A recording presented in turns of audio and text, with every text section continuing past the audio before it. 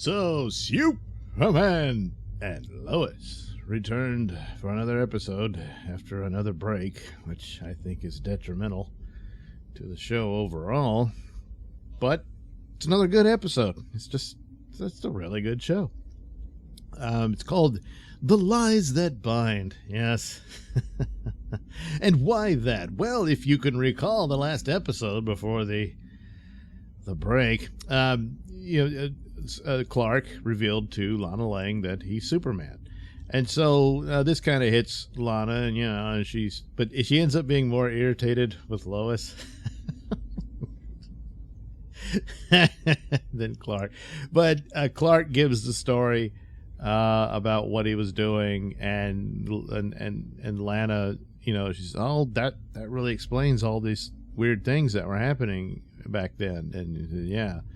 And he had to run away and find himself and become Superman and everything.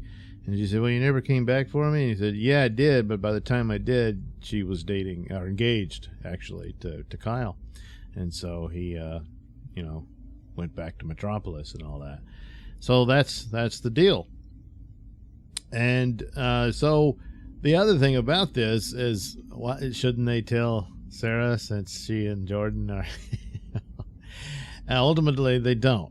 Lana almost does, but gets interrupted. But at the same time, she's wanting the Kents to kind of back off and stay away from her family for the moment until they figure this out or whatnot, and that kind of thing. But eventually, she's going to find out. And my guess is they might even get back together before she finds out, and then that's really going to blow it up and that sort of thing. Now, that's a soap opera trope. It usually doesn't involve superpowers, but it's one of these things where there's a secret. You lied to me, and then they immediately go and have sex with someone else. My guess is she'll pick up with her girlfriend there, something like that, when she gets mad at Jordan. So that's that aspect of it.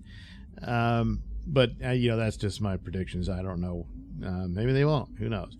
But anyway, the rest of it involves getting rid of the evil crystal thing, whatever, the little necklace amulet deal that Allie needs for people to merge with their other selves and stuff like that.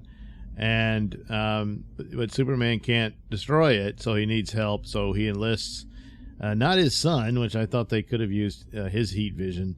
But he goes to his brother, and so they fly out to this volcano to destroy it, while John Henry Irons and Sam monitor it, and they're saying, it's having an effect. So apparently the heat of the volcano plus their heat vision,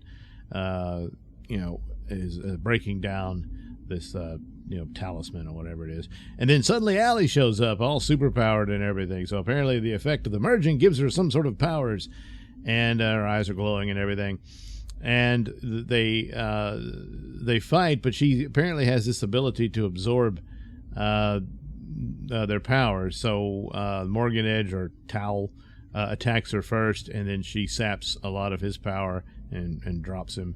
And then she and Superman go at it, and then she's starting to suck all his power out. And then John Henry Irons as Steel shows up and beats the crap out of her with his hammer. And she can't absorb, I guess that'd be an interesting thing. They didn't really address it, I don't think, that perhaps he's protected behind his armor, and she can't absorb anything from it, because later on it's not just the powers she's absorbing your life force, because at the end she goes to her version of Tal, and he's in a prison because he betrayed her and everything, and she just sucks him dry. I mean, he's just a corpse on the ground. So that's what her powers are. And I don't know, they say, we don't have the talisman anymore, we can't continue with the mission or whatnot. And he says, there's another way. So maybe she becomes the talisman and can do it, or that would mean she's absorbing everybody and nobody gets to merge with their other self and all that. So ultimately, I imagine they'll turn against her when it comes to that.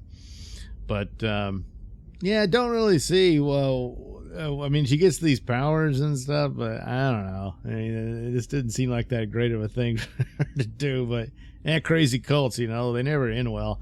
So they did mention that she looked really frightened when she merged, and they kind of wondered, if there's some really bad part to it or something. But I guess that'll be revealed later. But ultimately, it's this aspect of the family that Superman has created here, and so even having to make amends with his wayward brother plays into it. And then the kids are actually getting along very well.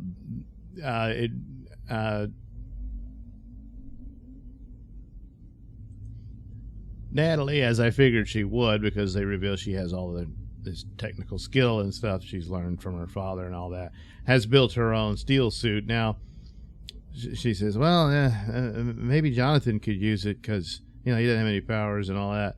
And I was like, but it's clearly a design with feminine features.